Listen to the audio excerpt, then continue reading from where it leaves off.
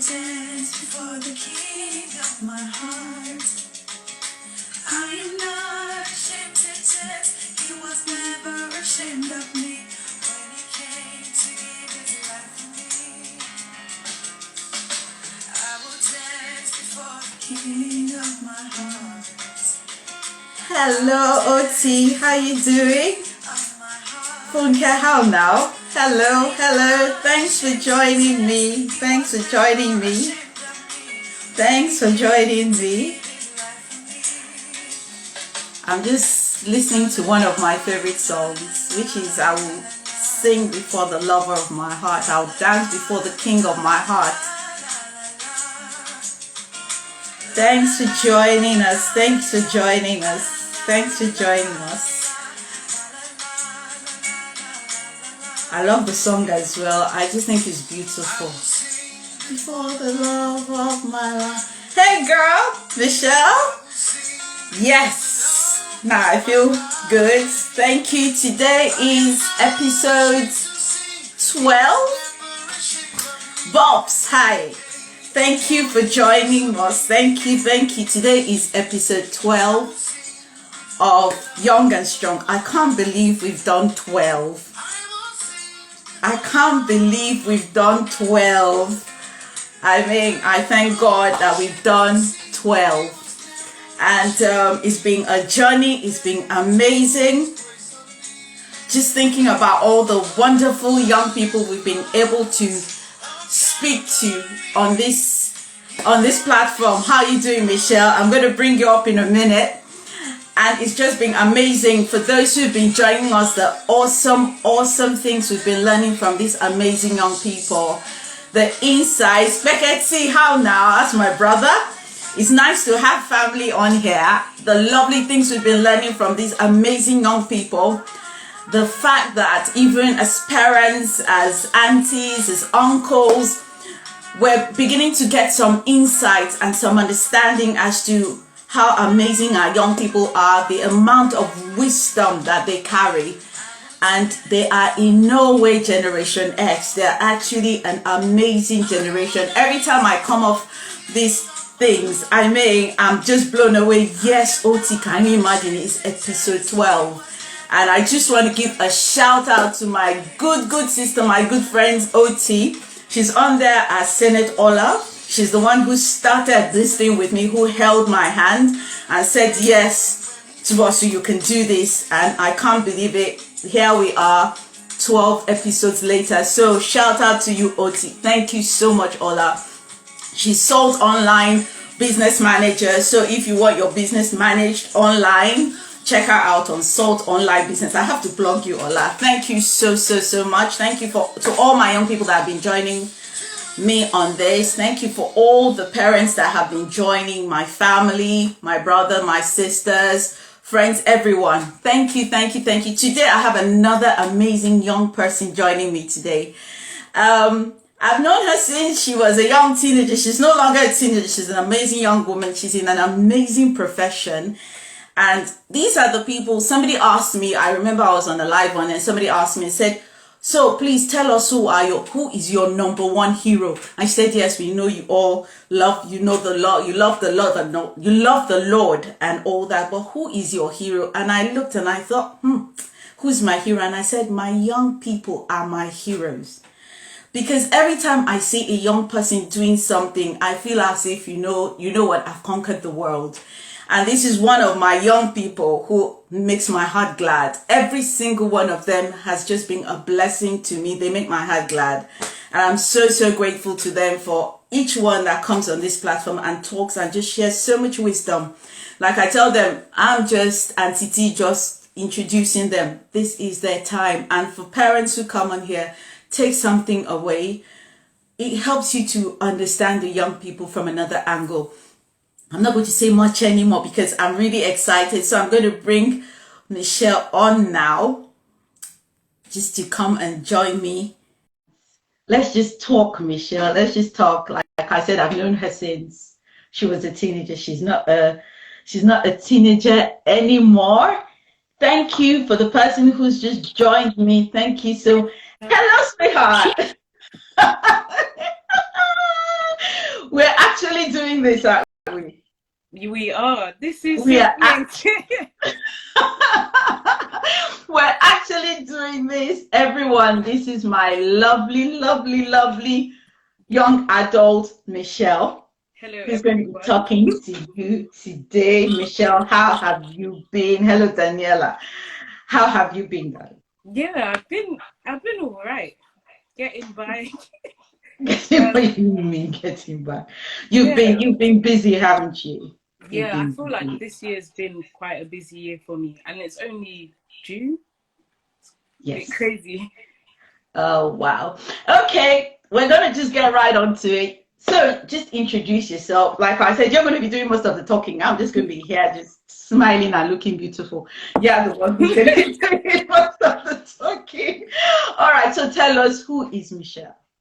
Talk to me. Well, Michelle is 24 years old. Um, I'm a nurse. What else am I? I love God. I know that's cliche, but I'm sold out for God. Like nothing It's not else. cliche, it's Um, great. who else is Michelle? I'm like developing into the woman that God has called me to be. So I'm not where I want to be, but I'm getting there slowly. You're getting there, you're getting Yeah. something that has intrigued me since you stopped being a teenager and you went to uni and all that is the fact that you're a nurse. Oh yeah. That is something I don't get to meet too many of my young people that are nurses. That is amazing. How did you get into nursing? Because that's just amazing. Well, um, I think I've always been someone that's quite compassionate.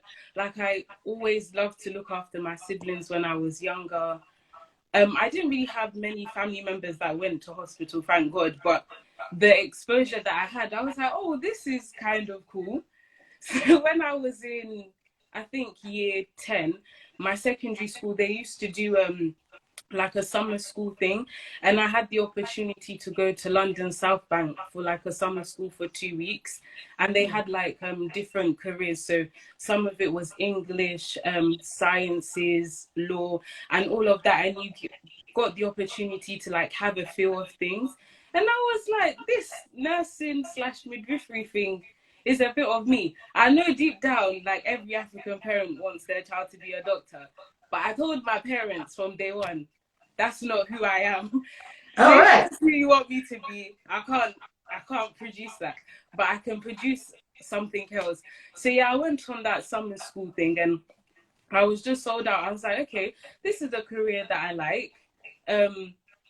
I kind of enjoyed science back then. So I was like, this is a bit of science as well. And then I did my GCSEs, went on to do my A levels, and I found myself there.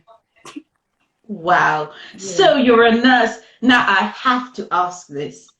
How has the 1 year been throughout 2020, 21? Because it was your profession that was, I mean, keeping all the rest of the world together. How is it for you as a young person in this very, because you're not too young, you're not too old qualified, aren't you? You're still, are you still a In October will be 2 years.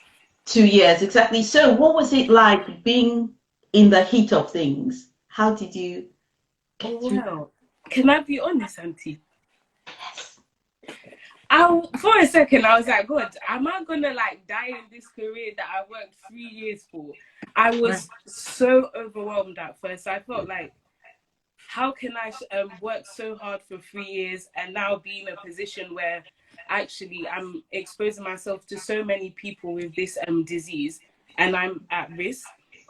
So for a while, I was just like really anxious to go to work. And I know, like, as Christians, you're not supposed to be anxious, but well, that's a lie that I think people tell you, that when you're a Christian, you shouldn't be anxious. But actually, the Bible says, be anxious for nothing. So God clearly knew that as a human, we would be anxious, but this is how we handle anxiety. So Right. I just kept going to God like every single day. I'm like, I cover myself in the blood of Jesus. I'm not Mhm. married yet. I have no children. God, I have to make it. Yeah. I was like, I have to make this. Like, I have to make Yes. it through. But yeah, I learned so much about myself. I learned that I've actually got resilience, and I've never been put in any situation like this in my life. I've not been put in a place where I now have responsibility for people, but now I'm having to look after myself, look after these patients. I was like, I don't even have that much nursing experience. And when it first started, I think I'd only just I was 5 months in. So I was still like so nervous. I didn't really find my routine yet. And then I was just forced to quickly grow up. But like most of the staff that I worked with, they were quite supportive. And although they'd never experienced such a time like that, they'd had experience in nursing. So it was quite good to have mature people work with me. My goodness. So, in all honesty, would you encourage your peers to go into nursing, into the medical field? Having come through, 100%. having gone through, don't encourage me. I can't. I'm not going to. 100%. I would encourage people. I think the TV and education doesn't really portray what a life of a nurse or a doctor is really. It just shows you that we're caring people and we give medication or we prescribe things, but actually it's deeper than that. There are people who, yes, they want to care for other people, but they also want to grow and they're compassionate about what they do. And I feel like we need more Black people to be in this profession, because without more Black people, we're not going to be represented. And that means we're still going to have these poor statistics of, oh, Black people die when they do this, or Black people go through that. So I'd recommend like more people to go into this. To become nurses. Yeah. All right. So those who are still looking for a change in career, that's Michelle telling you go into nursing. I am not going into nursing. So, I mean, that's amazing. And I just want to really and truly, and I'm sure the people on here will join me in saluting you. Thank you so much to everyone in the medical service, in the medical field.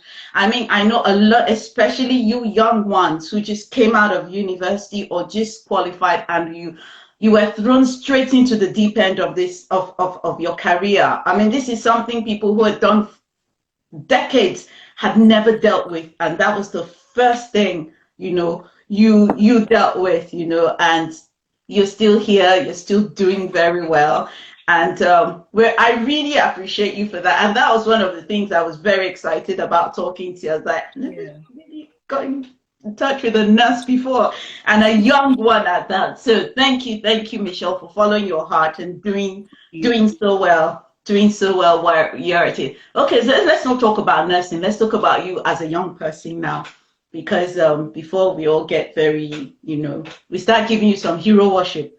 My nurse, Michelle. All right, Michelle, you're a young person. What's it like? I mean, apart from being a nurse and that's your career, what's it like being a young person, even in these times when you're not in uniform, when you're not doing nursing work? What's it like coping with life as a young person in these times? I think everyone says this, but it's challenging.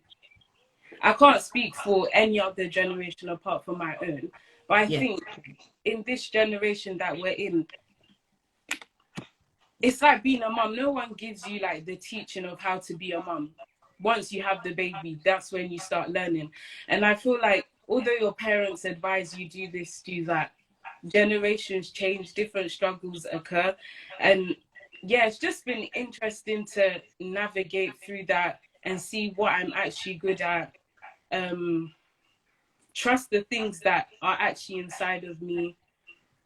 And also trying to find that balance of rest. I find that quite hard. I don't know how to really get this work-life balance. It's like a seesaw, and I'm either like there or I'm there. I'm never really in the middle yet. I see. Okay. And what would you say would be some of the challenges you think your generation is facing? And I want it to be, I mean, you can be as personal as you want to, or you can be as objective as you want to. This is your thing. You talk to me, you tell me what you want me to know, what you want, the people listening to us to know. What do you think are the challenges? I've heard all sorts of challenges in the 11 episodes, and everybody comes at it from different angles. From your own angle, what would you say would be one of the major challenges that your generation is going through? I feel like there's loads, but All right. As many as we can take in the time we have. the main one, the main two that I think is a big challenge for me and probably for most people, I think is comparison. And not that you're envious of what somebody is doing, but now we're living in a world where you can see what everyone is doing.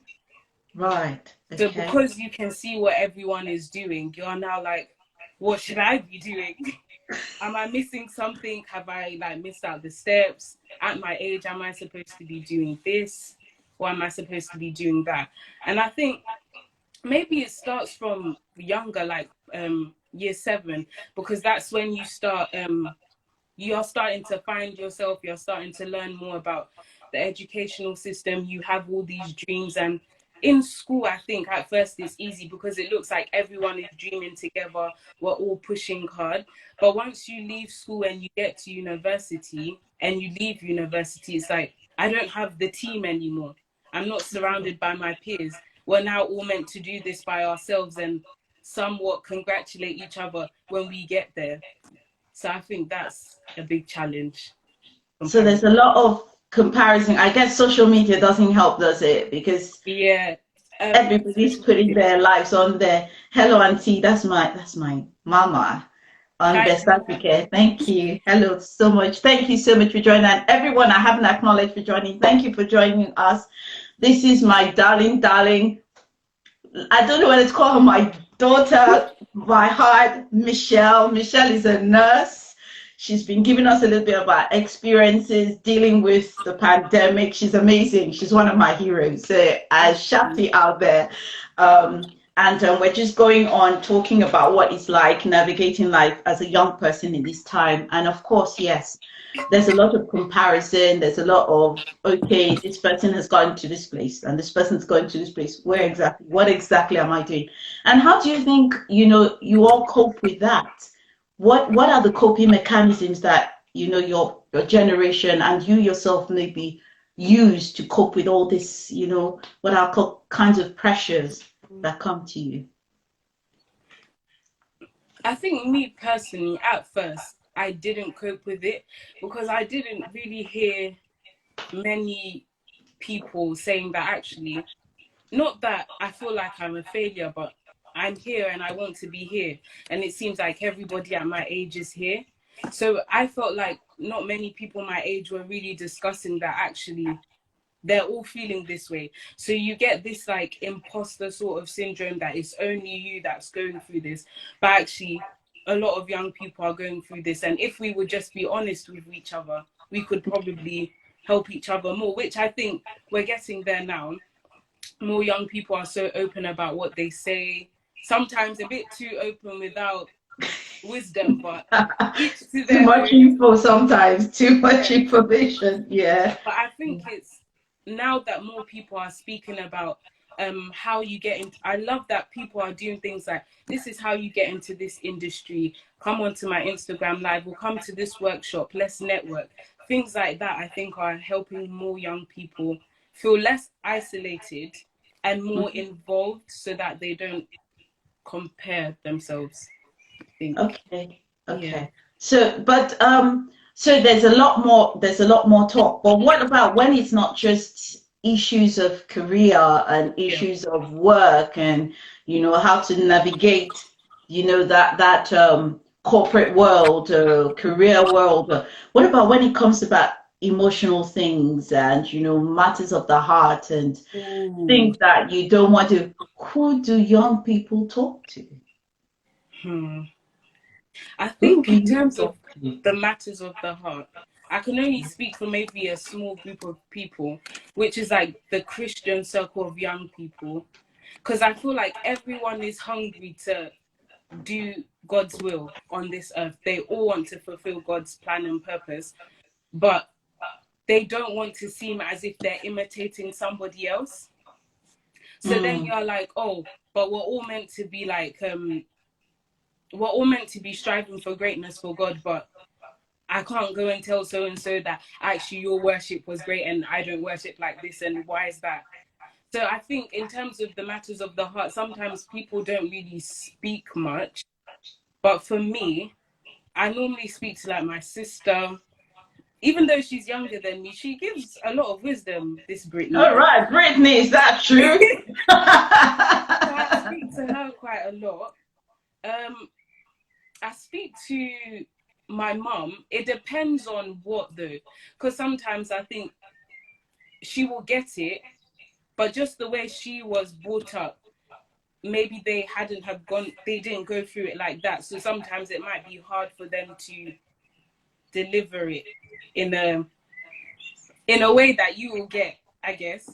Or sometimes I tried my best when I came to uni to like develop relationships with people that were a bit older than me, not too old. What is too old anyway?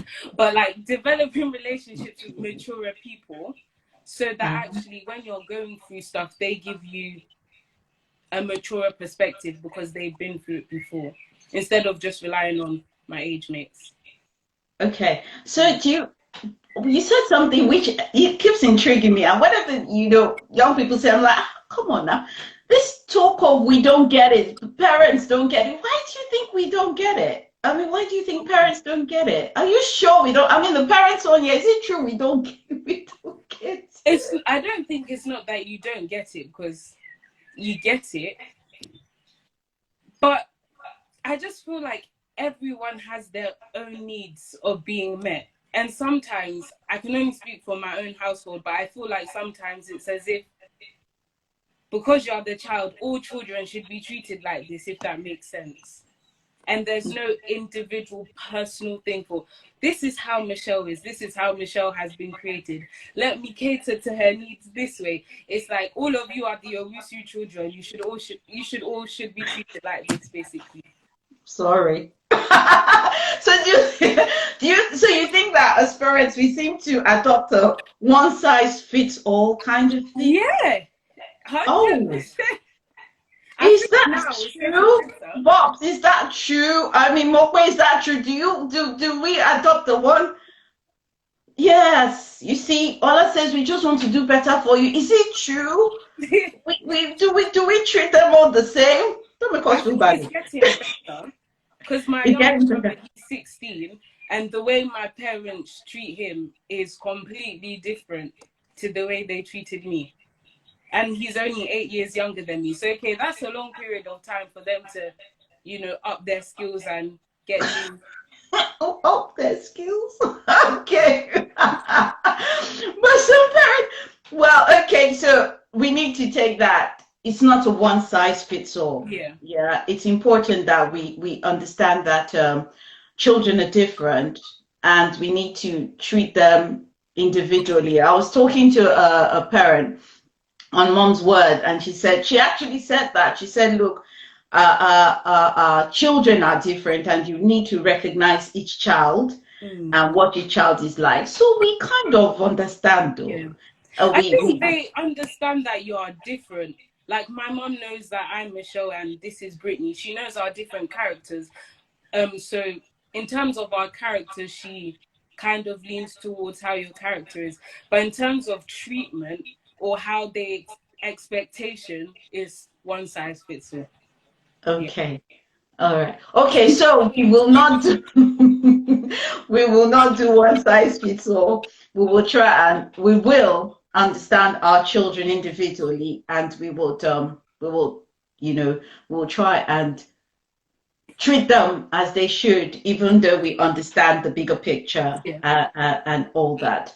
But is there something that, as a young person, are there some things that you would love? It might not just be parents now, but at the older generation, because I said they shouldn't call us the elderly, but thank you, Mokwe, we will do Like that. better. The older generation, because as Ore said, we are not different generations. Yeah. We're one generation with all in different stages of life. Yeah. That was the best one I like, because I felt okay, I'm not as far away from you people. But the thing about it is there something that you would love for the older generation to be able to do for the younger generation, for your generation? Is there something that we can help with? Is there something we can do for you? Is there something we can, because a lot of times there's always a they don't understand. Is there some way we can understand, some way we can help? We can, what would you want from us? I think it comes from both sides. I can't just expect my mom to understand me without understanding her culture, because her culture has now become my culture, but how she grew up. So I'm such a nosy child. I always want to know how they grew up in Ghana, what was life like in Ghana, just to understand. Maybe that's why they treat us the way they do, not because they lack wisdom or they don't know how to parent, because if you have a child, I believe God has graced you to be able to treat the child and look after the child according to your grace. But yeah, I think it's important for us to learn, how did our parents grow up, number one. How, like, our parents are growing each day. So the things that they liked before are changing. So knowing that, and then also making, I wouldn't say child and friend, because your parents are not your friend, but like, I don't know what the word is, because your parents aren't also like the police that watch over you. They're your guardian. So yeah, making it more of a, There's a kind of relationship that has to be there. It's got yeah, to be cordial, it's got to be civil, yeah, it's got to be loving. It's I guess, but that I think for different stages and different circumstances, the relationship will manifest itself in a yeah. particular way. I think sometimes it happens naturally. Sometimes we have to learn it, because I Yeah. guess the way you'll be treated when you were 8 is not the way you want to be treated when you're 24. No. Oh. I still get one chicken though. You still I thought maybe when I turn 24, I will start getting double the chicken. But this lady will count and be like, there you go. I said, oh, okay. then buy the chicken, don't you work? I do it. Buy it now, and I told them I bought it, so I'm entitled to two. But that's good. And something you said that interests me is, you said you learned about mom's culture. You're Ghanaian, I'm sure. Yeah. Okay. Has there been anywhere where you felt because you were brought up? I guess you were brought up in England. Mm. Have there been times when you felt that conflict of, Oh. God, I'm Ghanaian, but I brought up the brain, and sometimes you feel like, they should understand, Mm. that, have you ever felt that? Don't be too mom, don't be your dad, don't be too African kind of thing. Ooh. I wouldn't say don't be too African, because I think the household that I grew up in, it was made known to me very early on that although you were born in London, and because you've now obtained a British passport, you are still Ghanaian throughout. Like, that will not be taken away from you. So I remember when I was young, like, my mum wouldn't really speak English to us at home. We would only Right? speak English at school. So we learned how to speak Tree quickly. Um, Okay. so I kind of, every time, even now when I go to work, sometimes people will ask me, "Oh, where are you from?" And I'm like, "I'm Ghanaian." And I remember one African auntie was like, "No, Michelle, you don't say that. Yes, you're Ghanaian, but you were born here. Let people know that." But it's like, I've been conditioned to know that, okay, I was born in England, but if I was to be evacuated somewhere, or I was told I couldn't belong here anymore, like, I know where I'm from, if that makes sense. Um, but culture-wise, the things that, even me and Brittany were speaking about this today, I don't know if it's a whole culture for Ghana, but my mum, she's really big on ear piercings. She hates them with a passion. And I'm like, "Mummy, we're in England now. What's your rationale to why you don't like ear piercings?" And like, I think for her culture and um the way they grew up, they don't always like to explain why they say no. Aha. So in my head, I'm like, but why? And you're like, "Oh, don't ask me questions like that." And I'm just like, oh. But if I asked you, "Oh, why should I study maths?" you would tell me why. But there's just, there's just things that I think just rub them up the wrong way. And maybe back then in Ghana, children weren't getting their ears pierced or anything. So now she's thinking, I wasn't, so why are you? Sort of thing. So those things, yeah, I would like people to explain why they say no. Yeah. You see, somebody said that. I think it was Tony. Tony, when she came on, Tony was my guest number 2, said parents should tell us why. So you believe that parents should tell us why? Should tell you why? Allah says, yeah, I don't think they're entitled to, but I think it would be honoring if you tell us why. Because if you don't tell me why, I can't kill you. You're my mom. I just have to accept that you're not telling me. But I think it's honoring if you tell the child why. So then I know why. For example, you said, don't go and touch the fire. You explain why so that I don't touch the fire and I won't hurt myself. But when you don't explain the why, it's like, it just leads you into temptation of going to do whatever.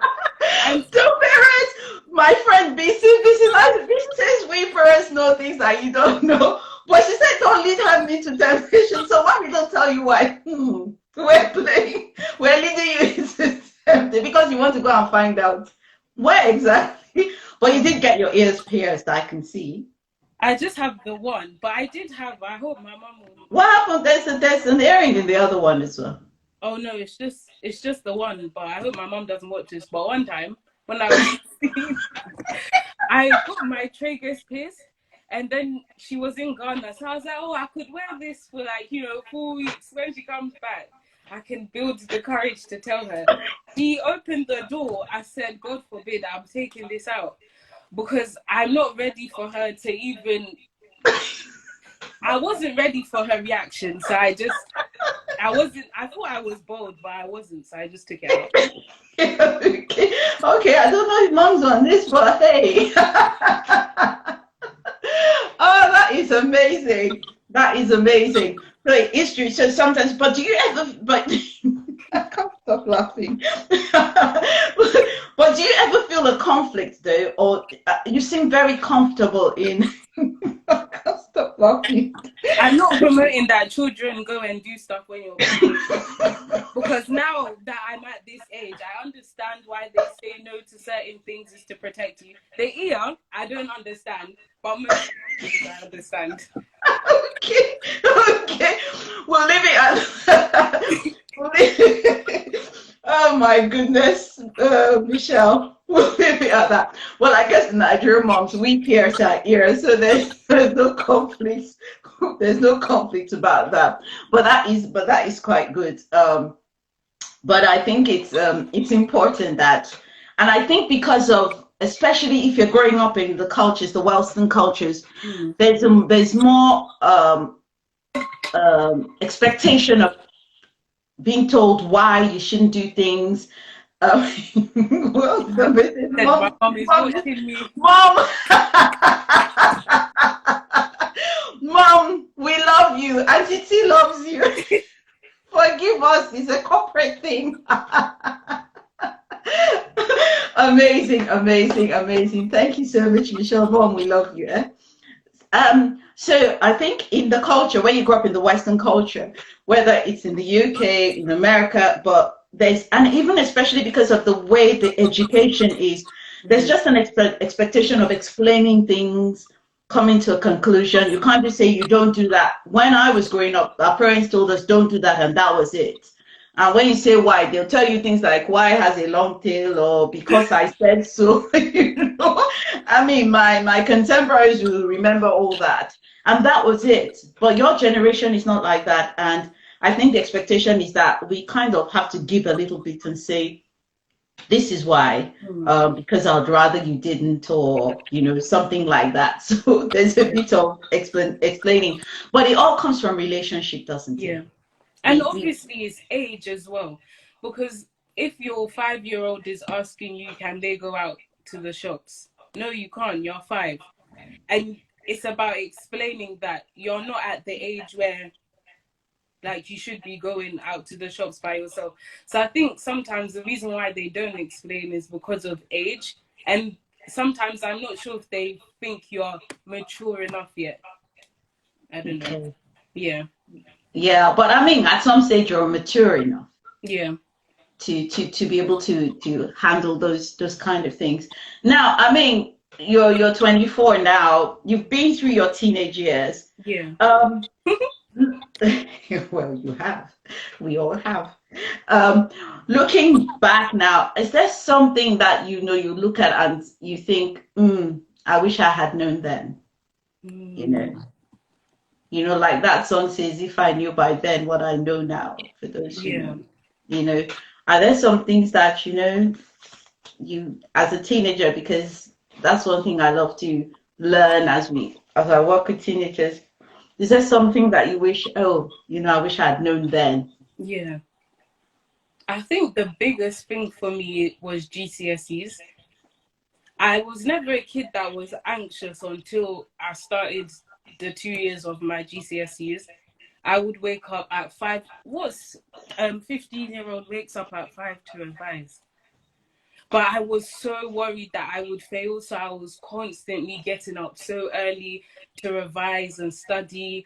I would go to extra classes at school, and if I could tell my teenage self, I would be like, just relax, like your future is going to be okay. These GCSEs will not end you. And I before, I really felt like these GCSEs is literally my life. I need to get them because if I don't get them, there's no progression for me. okay. Yeah. So I mean, thinking about that now, what would you tell teenage people? I mean, the teenagers that are coming now after you, Mm. is what kind of thing would you tell them? Well, I would tell them to work hard, of course, but not to put this unrealistic expectation that you need to get everything perfect.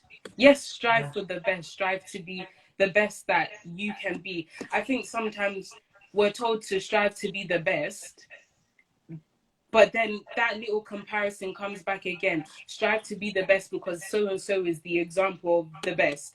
But actually, we're all created differently. So strive to be the best that you can be. The way God has created you, strive to be that best version of that. Um, I would also say just be creative in what you do. At this age, like you can learn so much, and your brain, like although people say you're young, your brain is literally a pool that is thriving. You can give it so much things, and this is your opportunity to learn. This is your opportunity to experience new things. If you don't like it, try something else. Instead of getting to an age where you're like, oh, I wish I did this, I wish I did that. Just try. So you would tell young people, just try as many things as Yeah. good Because things. sometimes you see these some adults and like, what have you done all your life? Oh, I just did this, I just did that. And I'm like, you're more than just your work or your career. So try new things because one day, God forbid, if this wasn't your career, who would you be still?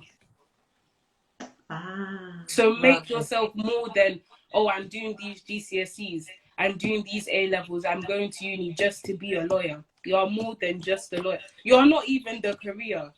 You are You're the not. person and the career is wearing you. So yeah. So I'm going to put you on. I like what somebody just said now, but do you think the push from your parents was bad? Did you have that push about GCSEs and about exams and about, academics? Did you get that? Hi, Diola, thanks for joining us. Did you have that push from I parents? did. I Yeah. And did. was it pleasant? Was it unpleasant? What did you think? I think it was good and bad. Now I see the good because I'm out of it. But when I was in it, I didn't see the good. And I didn't understand why they were pushing me so much. I would see like maybe my Caucasian counterparts and like their parents are just letting them live their life. Like, just try your best. If you don't, you don't. And my mom is like, come on, do harder. I know you're better than this. Like, you've got what it takes. And actually, they were sowing good seeds of believing in you and encouraging you. And now I'm older, I see that it's because of the place that they had come from, Okay. because they lived elsewhere. They lived in Ghana. traveled all the way to England to find a better life for themselves and for their children. And it's like, do you not know how much I've struggled? And now you're in a position where you don't need to struggle. You just need to study. So I Right. think like that's the positive I see. But the negative was like, you don't want to disappoint them. Everything that I do, I was like, I want to make my parents proud, which is good. But if I made a mistake or I remember my GCSEs, my maths GCSEs, oh my gosh, this was happening to me throughout TNT, but I had to do my maths GCSE 4 times. And Wow. I'm not somebody that works well in exam pressure. It's not that I'm dumb. I know what I'm doing, but when it It's comes to definitely not writing, my dog, bro. brain just blanks and I start to forget what I literally just knew 2 days ago. And I remember just feeling like, oh, I don't want to be a disappointment. I don't want to be a disappointment. And I remember my mum, the last exam I was about to do, she said, just try your best. Like, you can do this. And I was like, wow, like, in my head, I thought they're just tigers and they're at you. Come on, you can do this. But that moment when she said, just try your best, you can do this. God has given you the strength to do. I was like, wow, my parents believe I can do this. I need to believe that I can do this now. And I think my perspective changed. Yeah. Okay. So there is the pressure, but Yeah. you think it's just how the pressure is, well, not how the pressure there is, it's you think the pressure is coming from a desire for you to be better than we are, for a 100%. desire for you to Yeah. excel, to thrive, and all that. But sometimes it's how we say it. Yeah. And I think if I was to come here and say, Auntie, no adult should put pressure on their children, I would be lying. Every Mm. child needs some sort of pressure. Mm. It goes back to how I said everybody is different. You need to accommodate to how this child is. Because, for example, gold, it's under pressure constantly, and then it's refined to be the best thing that it is. If they just went to the mining farm and they picked up the gold, no one would buy it.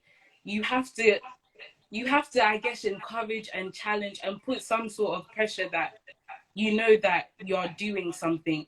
Because if my mom didn't put pressure on me, I'd probably be like, well, my mom doesn't care. That's the attitude that, oh, she doesn't care, so I'll just do whatever I want to do, sort of Right. thing. So there's Right. positive pressure, I think, if that's There's the word. positive pressure. Oh, should we call it what? Maybe encouragement. Yeah, Maybe empowerment, with this encouragement. empowerment, encouragement, because at that point in time when your mom said that it wasn't pressure, it became Mm, like an empowerment, like an encouragement. You felt like if she believes I can, then I can. It yeah, wasn't like you must do this. If you don't do this, which is what was in your head, which yeah. is what you I didn't need thought at if that I point. don't do this, I'm out. And amazing, because one thing I'm learning from this is you did it 4 times, but you never gave up until you got it right. Mm, And I guess sometimes there's always that pressure for young people that you've got to get it right the first time. yeah. Sometimes you don't get it right the first time, but it's And okay no because one really teaches you about failure in school as well. So uh, you go throughout this whole education system thinking, failure is not a thing, it will never touch me. Especially when you're Christian, you're like, as for me and my household, like no weapon formed against me will prosper, which is true. They won't. But you will go through hiccups, you will go through storms. And I yeah, think nobody teaches you that. So when you experience it, it just shocks you a bit like, how can I be going through this? Like, I thought I'm a Christian. I thought like all I had to do was study, study, study, and this would be okay. I'm So I think praying and more yeah, parents and education needs to talk about in life, if you don't fail at your GCSE or you don't fail at something, in one stage of your life, you might have a hiccup, but this is how you handle the hiccup. Instead of giving these false expectations that life is just plain sailing, because it's not. amazing. We've been told to hate that word failure Mm, and not tolerate the word failure. yeah, That what you just said is just amazing, and I'm sure people will agree with me. Nobody tells you how to cope with it when it doesn't work the way you thought it was going to work. mm, It didn't work out right, and then everybody kind of draws a blank. Yeah. you know, and it is important that as we're teaching our kids, as we're teaching young people, as we're encouraging people to excel, we're able to tell them if it doesn't work, it's not over. If Yeah. it doesn't work, you try again, or you stop and you evaluate and you think about it. Because now the truth of the matter is, it doesn't really matter anymore that you did it 4 times, does it? Yeah. I mean, Nobody even asked me, did I do it 4 times? They just say, do you have your GCSEs? I said, yeah, I have 10 A star to C's, thank you.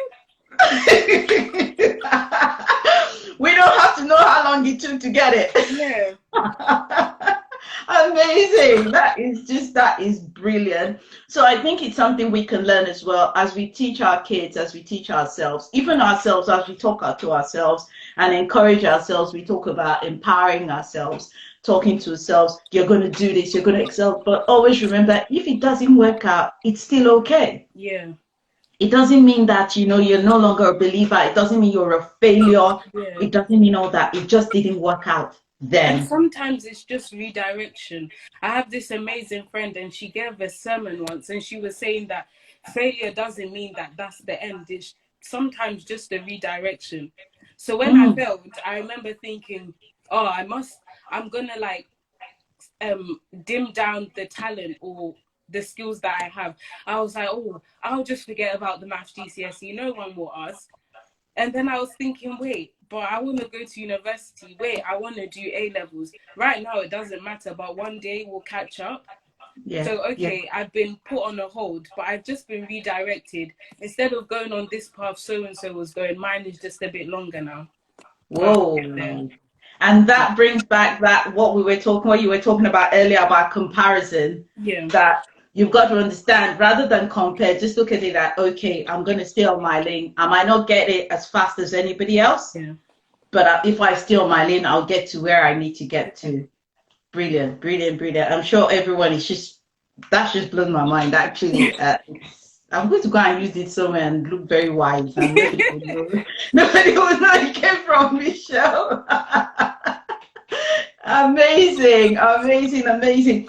So one thing, you've told us what you would tell, what you expect from us, the older people. We should just get it. You've Yeah. told us what you would tell the younger generation. Life is not just about academics. Experiment good things, or good things. Good Don't go and say things. and try Display anything. good things that will enrich you, build you up, and enhance you as a person. Not things that will deter you, please. Don't do it all. Don't say you heard it on your mouth. I didn't say that.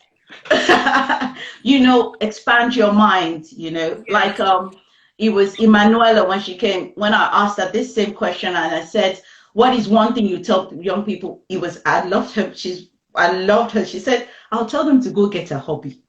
you Oh, know honestly. I thought, wow. She said, yeah, they should go get a hobby. It's not about academics. Yeah. And those are the kind of amazing things I like. You all talk about. You come and think it's all big, but actually the answers to life are not as big as we think. Yeah. They're just the simple things you've been talking about. So we've talked about your younger people. We've talked about parents.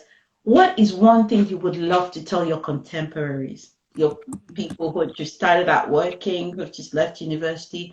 What is one thing you would love to share with them? Mm, cool. That's one to think about. Um, One thing I would tell my counterparts. Yes. I would say just be consistent. Be Okay. consistent in what you do. Be consistent in what you have. Because as we were saying previously, we feel as if when we have something or when we're doing something, we need this instant gratification. I Mm, want it, so I must have it now. But be consistent with what you have. Press into what you have. Nurture that thing, and one day it will flourish. We shouldn't have that expectation that just because I want it now and just because I was born in this decade or whatever it may be, that I'm entitled. Nobody's entitled. You have to work for stuff. you have to work for stuff. Okay, I need to be consistent too. I'll try my best. Uh, that's a good one. That's wow. I think you're blowing my mind a lot, but I'm I'm gonna keep it sorry. together. I'm gonna keep it together. I'm gonna keep it together. What is one thing I'd also love to know is what part, because I've known you. I mean, you were in my choir as a young person. Yeah. Do you still sing, by the way? I do. I think I've gotten to a better place. Not skillfully. I think I've improved skillfully, but I think I've gotten to a place where it comes back to comparison. I'm not comparing my voice to so and so's voice. I'm not comparing this gift to somebody else's gift. I'm acknowledging this is a gift that God has given me. The only person that it should bring glory to is Him, not myself. So I think Right. now I've moved from that, because I don't know if you remember, I was really like shy. Right. They will ask me to sing.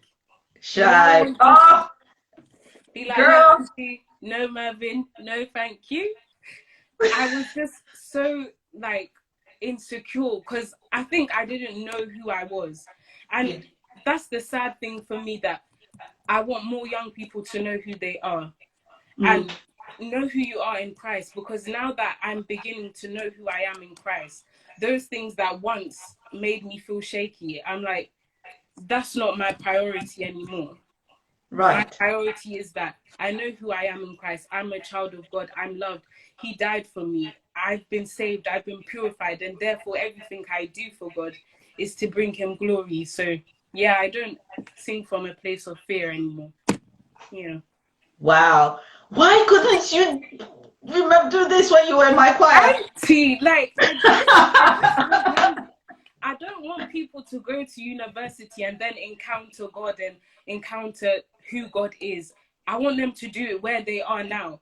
So that when Mm, you go to university or you travel abroad or you go to a different workplace, you're secure in who you are. I'm not saying you need to be perfect, but you're secure. I find a lot of us, when we're going to uni, we know who God is. We have somewhat of a relationship with Him, but we're not confident in who God is to us and who right. we are to Him. So therefore, we're always shaky. We're not sure. But that's my desire. I want more young people to know who they are before they fly the nest. Please. Find out. Find Yeah. out. Amazing. So, I mean, obviously, I mean, you even coming on here is just proof of, because I remember when I asked, and you were like, yes, and I was like, Michelle. She said yes. And that just, I mean, that just makes my heart so, so glad, because it is true. It is true. You can come into yourself, and the earlier you come into yourself and you become more confident, um, it just brings out the best in you. You're loving what you're doing in your career. I've got to keep blowing. I mean, for those who oh my gosh, Larry, hi, that's my friend from way back. Thank you so much for joining us. Michelle is one of my wonderful young people. She's a nurse. I mean, she's a young nurse. She's told us about her experience during the pandemic, which is amazing. So she's one of my heroes. Thank you. She's one of those I was clapping for those who are in England. When we were clapping, this is one of the people we were clapping for. And she's just been talking to us about her experience as a young person, which is really amazing, which is good. So for your contemporaries, be consistent. Nothing just comes to you. Work hard at it. If you don't get it when others get it, it is fine. It's okay. It is very fine. Just keep doing what you're doing, keep doing it well. And I think, I mean, as we gradually round up, I mean, we can talk for ages anyway. Um, Workplace, and I think you've answered it quite a lot, but I'm just going to ask again, what place does your faith play in everything that you do? What part does your faith play?